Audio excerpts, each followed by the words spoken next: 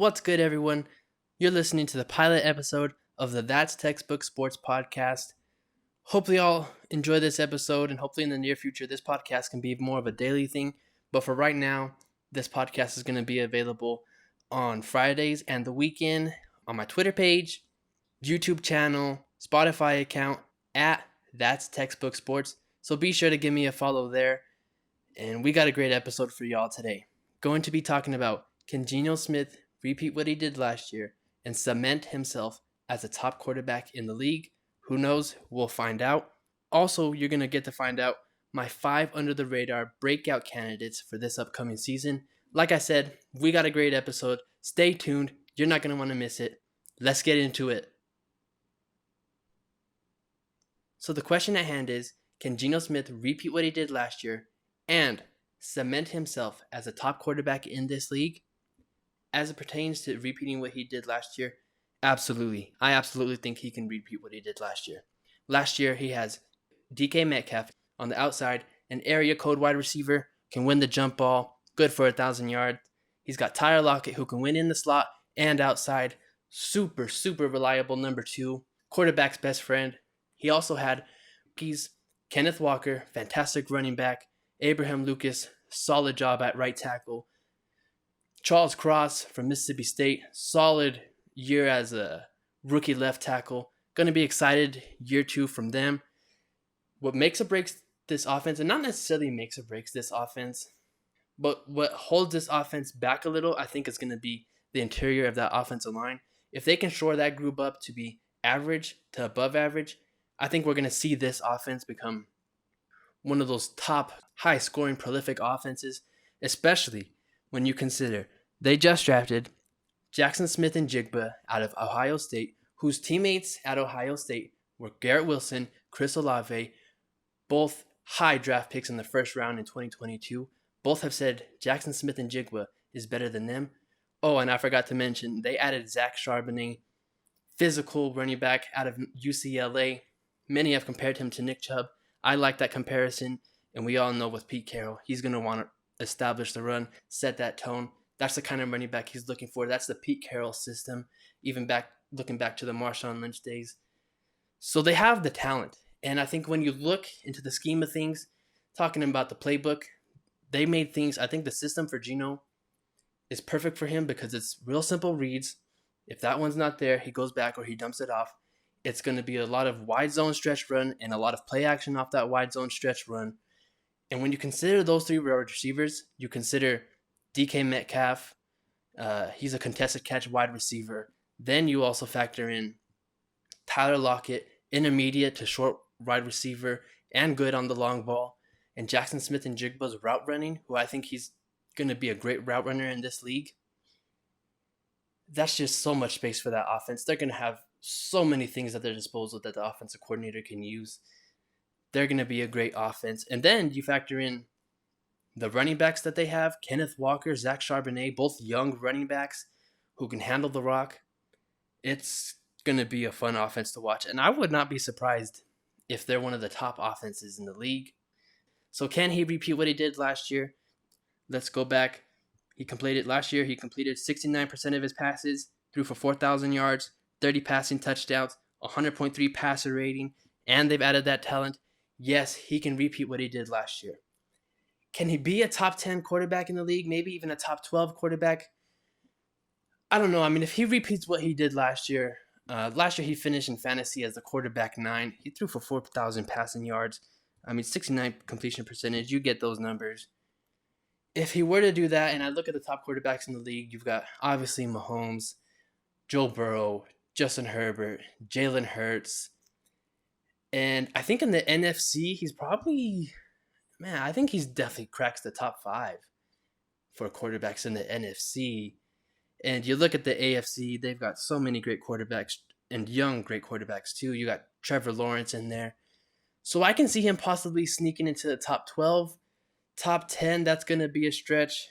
But if he surpasses what he did last year, I think you have to include him into the conversation. You don't have to write him in there, but you can have conversations about Geno Smith possibly being a top 10 quarterback. And as I said, with that offense and that talent, and the system that Geno has, it's going to be a match made in heaven for him.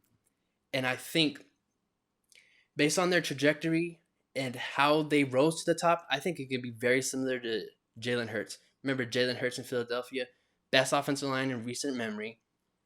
A.J. Brown, who can be that DK Metcalf for Geno, Devontae Smith, Dallas Goedert. One thing the Seahawks don't have is a reliable tight end. It's kind of a tight end by committee.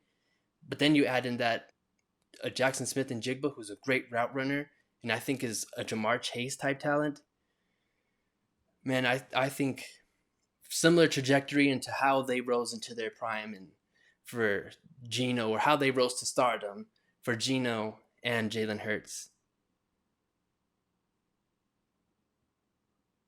To kick off my 5 under the radar breakout candidates, and we have to go with the wide receiver traded from the New York Jets to the Cleveland Browns, Elijah Moore.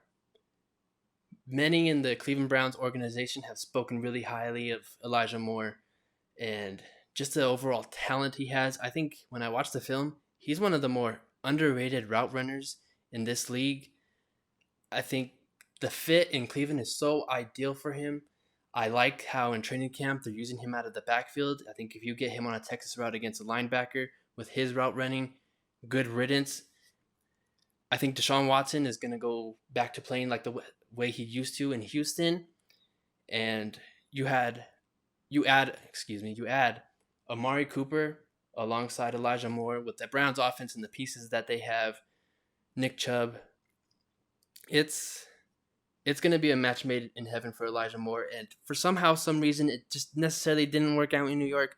I think in Cleveland, with all those pieces, you factor in how highly they've spoken of him into training camp, and you see the possibilities and what he's capable of, and you see his teammates speaking highly of him.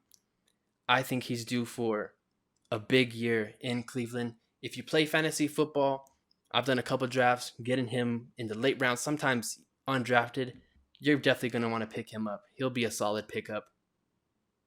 Next, I'm going to go with the running back who was signed very early in the free agency process, although he had dealt with a couple injuries during his time with his former team. I'm going to go with Rashad Penny. The most obvious, with the elephant in the room as it pertains to the Philadelphia Eagles. You got that Philadelphia Eagles offensive line, who I've mentioned is one of the best in recent memory. Then you factor in Jalen Hurts' running ability. Defenses are going to have to factor in for Jalen Hurts. It's going to be a running back by committee in Philadelphia. You got DeAndre Swift there. Nick Sirianni spoken highly of Trey Sermon. They've also got Kenneth Gainwell and Rashad Penny. I believe Penny, being the type of physical runner that he is, he's going to get a lot of goal line touches, so he won't get those RB1 type of touches.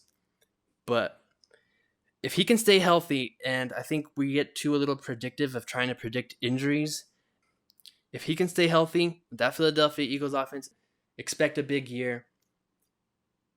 Next up, I'm going to go with the second-year safety who led his team in sacks with 4. With those 4 sacks, it was also tied for the most by a rookie defensive back in NFL history, the safety out of the Chicago Bears, Jaquan Brisker. I think his versatility is very Derwin James-esque in the fact that you can have him in the box. He can cover the slot. He can be that over-the-top safety. There's going to be so many versatile pieces in Chicago that, man, it's going to be a fun defense to watch. They're going to be rebuilding, but to lead your team with 4 sacks, that's impressive in and of itself. Chicago is not going to want that to happen again.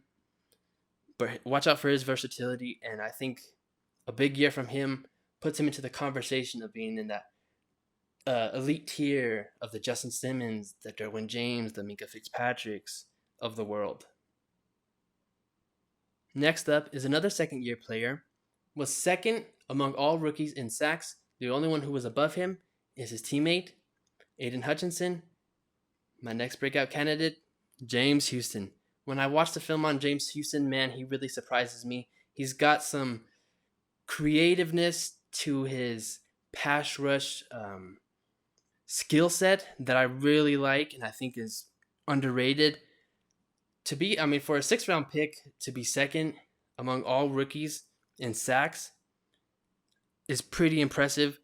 The Detroit Lions have an underrated defensive line. They have guys in the interior that can create pressure, and that pressure doesn't show up on the stat sheet. But man, you had James Houston and Aiden Hutchinson alongside each other. Watch out. In the NFL, when it comes to predicting a player's breakout or their success, you usually want to look at year 3. Year 3 is usually when a player ascends into their prime and starts to reach that level. And when I look at the stats, this player, his rookie year, had, I believe, 8 sacks. Last year followed up with 7.5, but he did get more pressures than he did his rookie year, and that is none other than Jalen Phillips.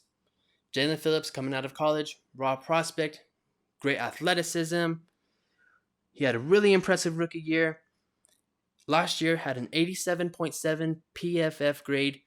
You add the pieces that they have on defense already with their interior defensive line, and then you add Bradley Chubb. Man, they're going to have a good defensive line. And then, of course, you have Vic Fangio, fantastic defensive coordinator. Seems about everyone he coaches on defense has a great year. I expect that from Jalen Phillips. And those are my 5 under-the-radar breakout candidates for the 2023 NFL season. On this show, I've mentioned fantasy football a couple times. I myself have played for a couple years. And I just want to say the tips and tricks to win your fantasy football league, and one that I discovered last year that I didn't even notice what it is. You want to research the team's offensive coordinator and coach. And what I mean by that, you want to research their tendencies, scheme, and their prior coaching history. When you're doing that, you get to learn more about how they want their offense to be ran, and you get to see, okay, usually with this coach, every running back's had a great year, or every wide receiver's had a great year, or the tight end, or he was a tight ends coach, so he's going to be used, the tight end will be used more in the offense than you think. It's going to be a creative way for the tight end. By doing that, it helps so much. One example that I can point to is with Brian Daboll. You look at where Brian Daboll's been. I believe he coached for the Kansas City Chiefs at one time, and that's when they had Jamal Charles. Everyone who played fantasy football remembers the epic Jamal Charles game that he had against the Oakland Raiders. I believe he had like 5 touchdowns. And then Brian Daboll's coaching tenure at Alabama. And you look at it and it's like, well, when you consider all that, his tendencies, his scheme, how well players have had great success playing for him, it's no wonder that Saquon Barkley and Daniel Jones had career years. So when you look at that, it's going to help you. I hope it does. And if it wins your fantasy football league, let's go. One of the most valuable things in fantasy football is a great stack. In 2021, if you had Joe Burrow and Jamar Chase, you probably won your fantasy football league. If at any point in time you had Josh Allen and Stephon Diggs, you probably won your fantasy football league. If you had Jalen Hurts and A.J. Brown, you probably won your fantasy football league. This year, the fantasy football stack that is going to help you win your fantasy football league is Justin Fields and DJ Moore. Finally, for the first time in Justin Fields' NFL career, he's had a reliable number 1 wide receiver that he can go to when all heck breaks loose. He just tosses it up and DJ Moore makes a play. In his college days, I'm a big Justin Fields fan. I believe in his talent. I believe he's going to have that breakout year. I've watched him from high school to college when he was on the QB1 show. When Justin Fields has that number 1 wide receiver, he targets them, and he targets them practically religiously. He will target them and target them and target them. When he had Garrett Wilson and Chris Olave, he was targeting Garrett Wilson and Chris Olave almost all the time. And so my point is, with him having DJ Moore, he's going to target him and target him and target him. And we've seen in camp, it looks like they have fantastic chemistry. Justin Fields is going to DJ Moore when he needs a play to be made. They have, like I mentioned, fantastic chemistry. The ball is perfectly where it needs to be. That fantasy football stack, I'm telling you, it is going to possibly win you your fantasy football league. And if it does, I'll be glad to have helped. In 2021, the Cincinnati Bengals practically came out of nowhere and fell just short of winning the Super Bowl.